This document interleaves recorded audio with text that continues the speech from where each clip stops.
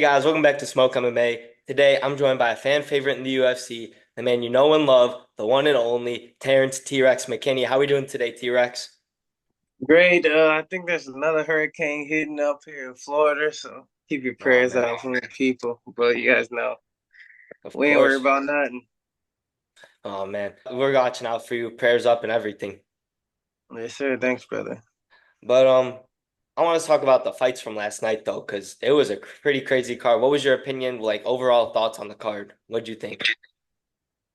There's a few robberies and stuff, Hmm. but that's probably why I fight the way I do. Hmm. Um, I think McGee got a nice little upset. Buckley looked wonderful. Sucks happened to Kev. No one Yeah. wants to see that happen. And that was weird. The dude was celebrating. I thought that was hella mad weird, celebrating like Yeah, he right? did something. Then they gave him a black belt for injuring, for Yeah. winning off injury. I was like, dude, these motherfuckers weird than a motherfucker. Nah. So yeah, Pena got it done. That was cool to see. But I thought Raquel won, to be honest. I'm not gonna lie, but and I'm for Pena. So Yeah. and then Alex Pereira and Khalil Yeah. met everybody's expectation, I think. So, Oh yeah, they went to war. yeah, That was one for sure. not really. Alex takes damage good. His face wasn't really looking like he even went through a war like that, but it was a war, and it Oh was yeah. it was dope to see. But talking about those judges and the robberies, you almost think like fighters got to start leaving the judges out of it because it was kind of bad last night. There was a lot of fights that went up in the air, and I think the wrong guy won on a few of them. Yeah, like when no offense to Mario Bautista, motherfucker literally was just holding the dude, doing no Hmm. damage. I was like, dude, Yeah. it was like, come on now. Mac Yeah. holding Aldo was creasing him. Even though I Oh went yeah. for Easter because I thought his cardio was gonna be too much, but yeah, Yeah. It was a but good showing for Aldo. He just like judge was on his side that night. yeah, which like I said, he was doing the damage, he was laying the shots, so like none of that holding shit should have counted, to be honest. And, Unless she was doing damage, but at some points he was literally just holding for like 2 minutes straight. yeah. Sometimes judges I think are just like looking more at control than anything, but if the damage is the number one base for scoring, so the judges got to start looking at like the whole fight. Something's got to change. Something's got to change. Something for sure. But speaking of big changes, recently you switched gyms. What went into that decision to move from your old gym to Fusion XL Performance?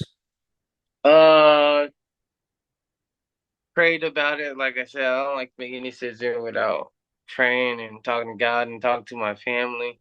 Yeah. Uh, yeah, I prayed about it, and then Phil hit me up, and everything was like happening at the right time, what I prayed for, and Yeah. yeah, ever since I've been here, it made sense, and it's been a perfect fit, and Now, I really see the growth ever since I've been here. It's been a blessing. yeah, that's what I wanted to ask you about, like how it has been around these fresh faces, these new coaches, other fighters. How's that like kind of helped evolve your game? A shit ton. I get competitive rounds. I'm learning how to set people up and not rush. Hmm. And one thing that stuck with me that my coach said, he said, "How do you expect to know what someone's good at if you just go out there and go crazy on them? Like, how can you find a weakness, a hole?" Yeah. And yeah, that just helped me evolve my game. That just really stuck with me.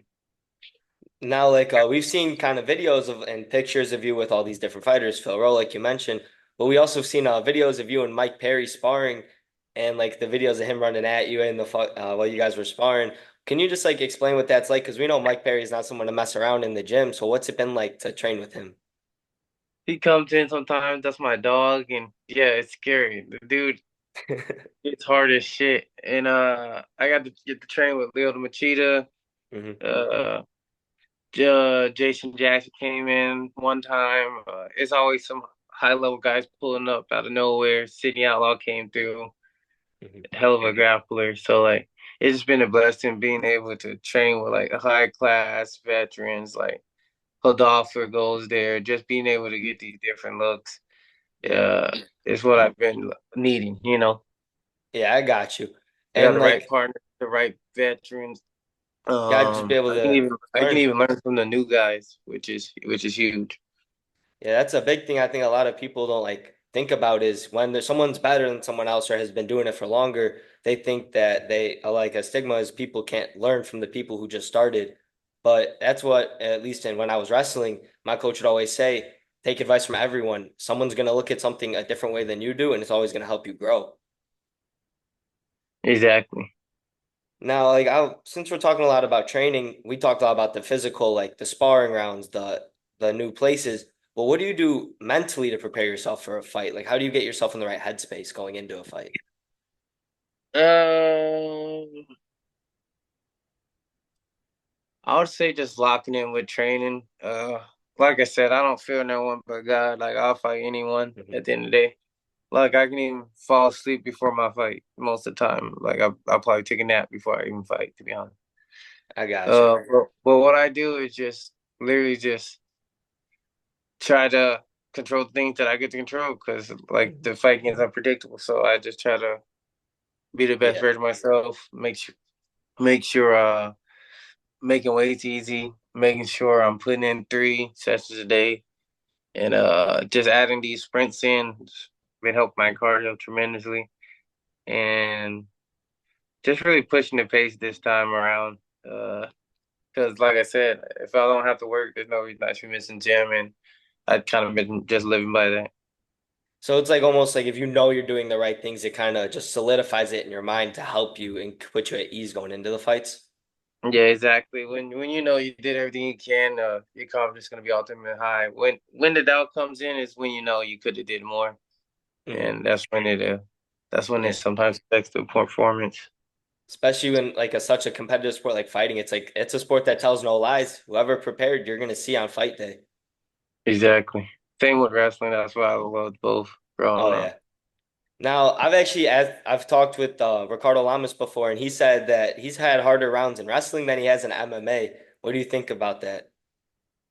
Yeah, I had some crazy wrestling practice, but like, who hasn't? There's been wrestling practice I cried at. You know what I mean? Yeah. No, wrestling, those practices get crazy, especially like when you got the coaches going crazy, the whistles, the heat. It's just like it's awesome though. It's the It's best feeling. different. Yeah, especially all them scrambles. Like, yeah, Hmm. it's a different beast for sure. I got my friend, he was my old training partner back in high school. He had, so what's it called? He was a short, stocky little guy, but he had some long arms. Like his arms were unproportional to his body. He had the arms of like a 6'3" basketball player, and he's just You had like that Mike 5'8". Wazowski, huh? He You had literally that had the Mike Mike Wazowski. Wazowski. I'm screaming. I'd scramble with Yeah, him. He's grabbing my ankle, and I'm like, "How are you touching me?" Like it didn't make any sense. yeah, that's crazy work. But talking about wrestling a lot, as much as a lot of people know you in the fight game for like your explosive knockouts and you're going out there to like put damage on people, a lot of people don't know a lot about how much of a credentialed wrestler you are. Well, next time we see you out, is that something that you're going to start using more to show the different levels to your game? I'm ready to depend on the opponent, or at least it really all depends on fighting. But I'm ready to just show that my IQ has Hmm. gone through the roof. And when we do have those type tough fights, we got a 3 round system, and I can't wait to show it for the opponent that deserving of it. Yeah. Most importantly, just humbling myself in front of God and just making sure I'm being a student of the game. And yeah, Hmm. like I said, like I don't regret anything that I done about the move at all. Yeah. Would you say it's like probably like one of the better moves you've made in your career, like to help you grow and learn? Yeah, 100%. Now, like life has also been taking a toll. Like you have now moved to another gym, but another thing is you have your son. You've been living the dad life, is what you were telling me a little bit ago. How would you say like living the dad life has affected your training? Like, has it given you like a mental edge? Has it helped you out? Like, what has it done for you?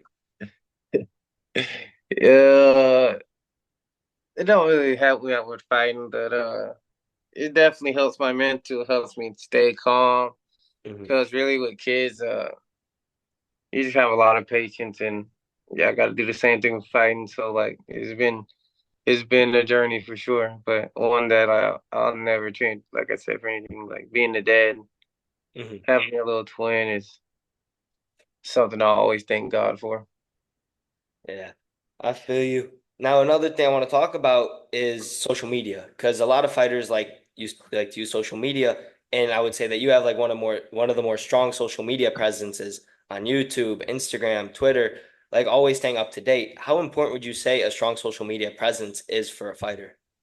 It's good because it shows that you have value and because these days Hmm. it's not just about being a fighter. You got to be able to talk. You got to be able to do the media stuff. So like you keep your fans involved and like I Hmm. said, and show the UFC that you have real fans and like that they need you. And that's what I work to do all the time.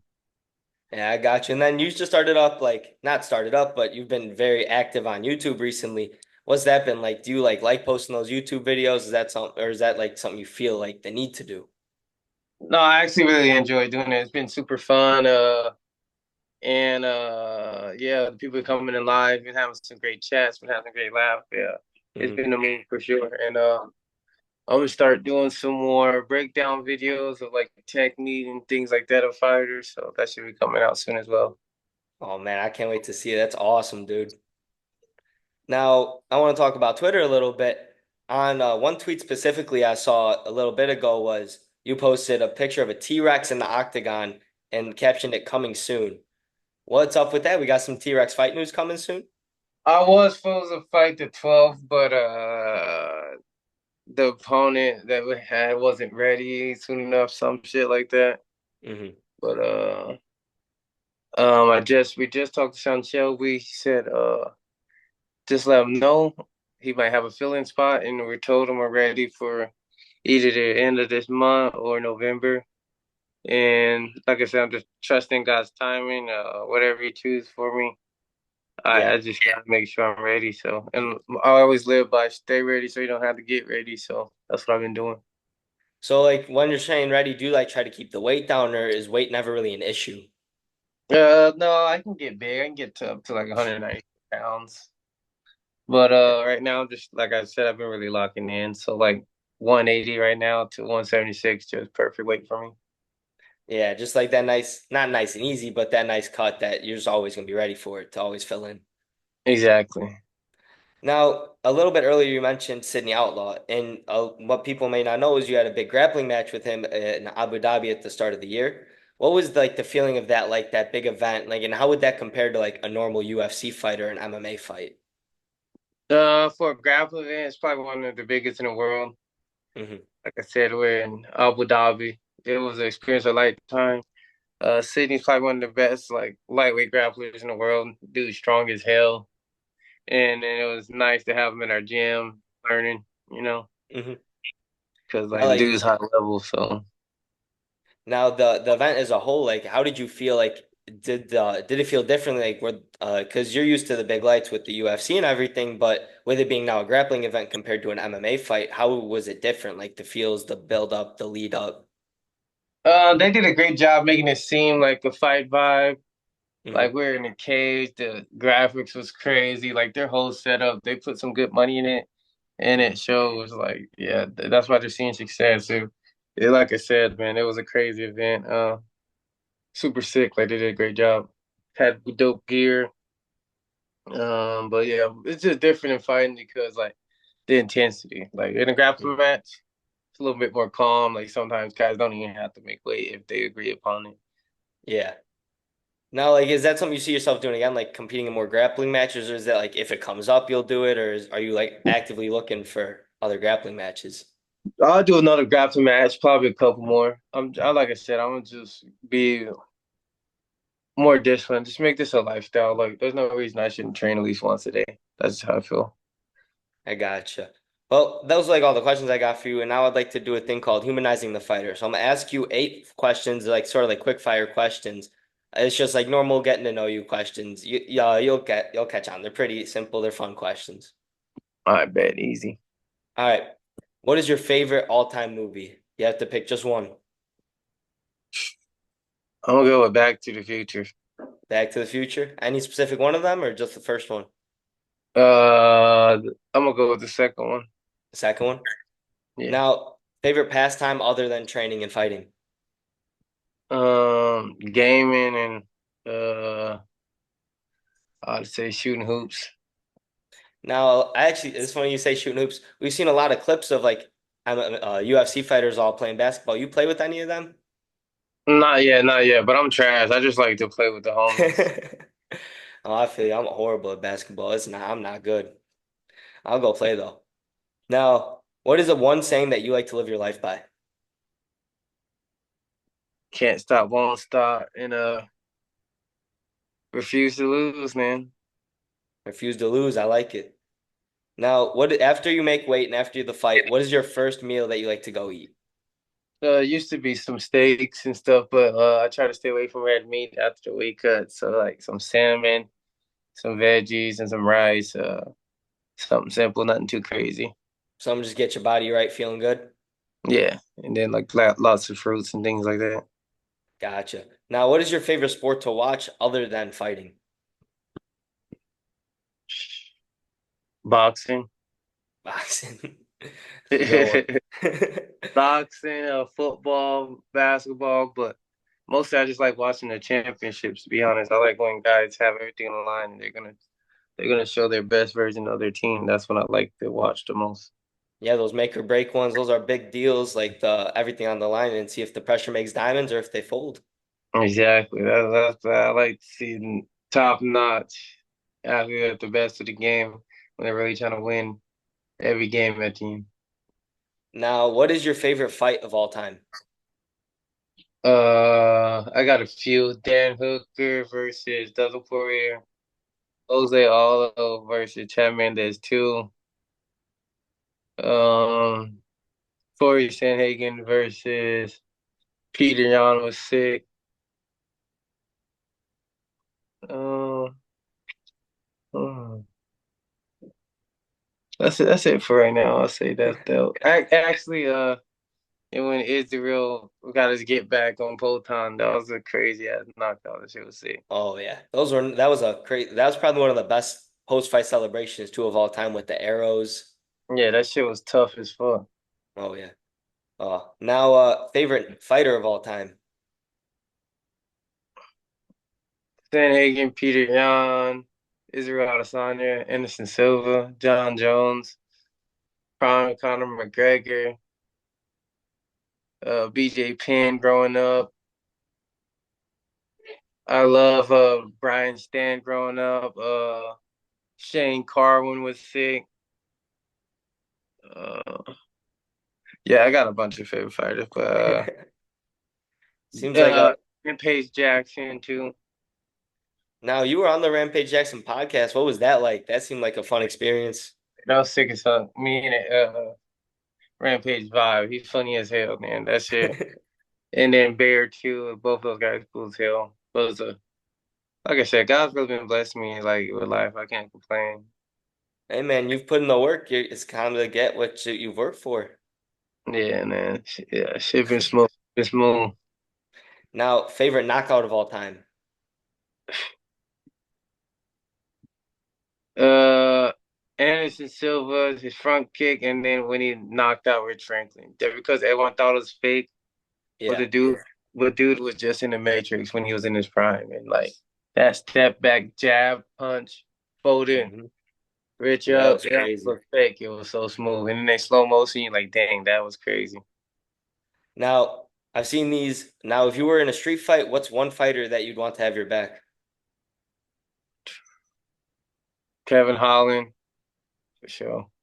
Kevin Allen. Now, do you still keep like obviously you still keep it? Do you still train with like all those guys from the old gyms and like the old connections you've made? If I go up there, yeah, I'll train with those guys. Kevin's never been knocked out. I'd rather have someone that's unknockable. Like that's the most dangerous person. Oh yeah. Dude, he's got the chin on him. I love Kevin Holland. I love how active he is. I hope he's got a speedy recovery That boy because got the chin of it's crazy chin. all right. And then so that's everything I got for you. Is there anything that anyone watching like you want to leave them with? Um, just know like anything's possible. Put God first, put the work in, and just know like don't take no for an answer. If you have a dream, basically Diego Lopez has on the chest, dream it, believe it, achieve it, and sometimes that's what it takes, a little bit of faith, and yeah, go out there and get it, man. I believe in you guys. I love you guys, and shout out to guys, shout out to Fusion Excel, shout out to all my training partners, and see you guys soon.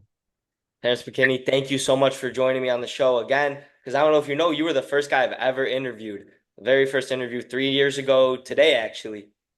Okay, hell yeah, let's do. So I want to thank you so much for coming back on the show, for being such a great guest. I appreciate everything you've done. I appreciate you coming on and taking the time. And to show my appreciation, I have my own clothing brand. I don't know, I'm wearing one of the shirts right now. It's the Smoke University, but there's a whole lot of other ones. There's like Halloween designs and other designs. I would love to ship you out a free hoodie or like a free t-shirt or any piece of clothing you'd like. All right, bet. Send the link. I'll check it out. All right, but I'll send you the link. I'll send it all your way. Thank you so much for everything. And thank you guys for watching. I'll see you next time. Yes, sir.